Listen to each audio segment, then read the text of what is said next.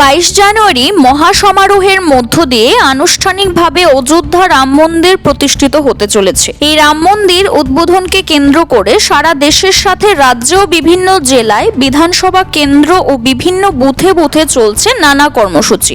এর অন্যতম কিছু হলো শোভাযাত্রা এবং গৃহ সম্পর্ক অভিযান। তারই অঙ্গ হিসেবে শুক্রবার আগরতলা পুর নিগমের 19 নম্বর ওয়ার্ডের উদ্যোগে রাজধানীতে অনুষ্ঠিত হলো বর্ণাঢ্য শোভাযাত্রা এবং গৃহ সম্পর্ক অভিযান।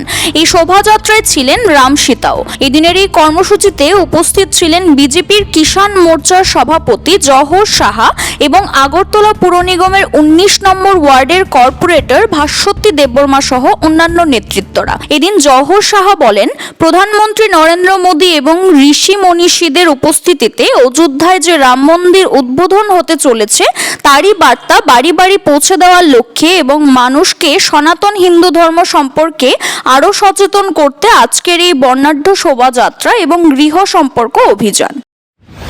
জানুয়ারি অযোধ্যা রাম মন্দিরে শ্রী শ্রী রামচন্দ্রের প্রাণ প্রতিষ্ঠা, রাম মন্দিরে শ্রী শ্রী রামচন্দ্রের প্রাণ প্রতিষ্ঠা উপলক্ষে বিশ্ব হিন্দু বাহিনী, রাষ্ট্রীয় হিন্দু বাহিনীর আমাদের এই 19 নম্বর ওয়ার্ডে, আগরতলা পৌর পরিষদের 19 নম্বর ওয়ার্ডে আমাদের মাননীয় কাউন্সিলর কর্পোরেটর ভাস্বতী দেববর্মা এবং আমাদের এখানকার সমস্ত কার্যকর্তা, বিশ্ব হিন্দু বাহিনীর কার্যকর্তাদের সকলের সহযোগিতা নিয়ে আমরা রাম সীতা তাদেরকে নিয়ে গৃহ সম্পর্ক অভিযান শুরু করতে চলছে এবং আমরা আশাবাদী যে বিশ্বের প্রথম সনাতন ধর্মের যারা মূল পথ প্রদর্শক রামচন্দ্রজির মহাসমারোহে 22 জানুয়ারি অযোধ্যাতে সেই রাম মন্দির আমাদের যশস্বী প্রধানমন্ত্রী নরেন্দ্র মোদীজির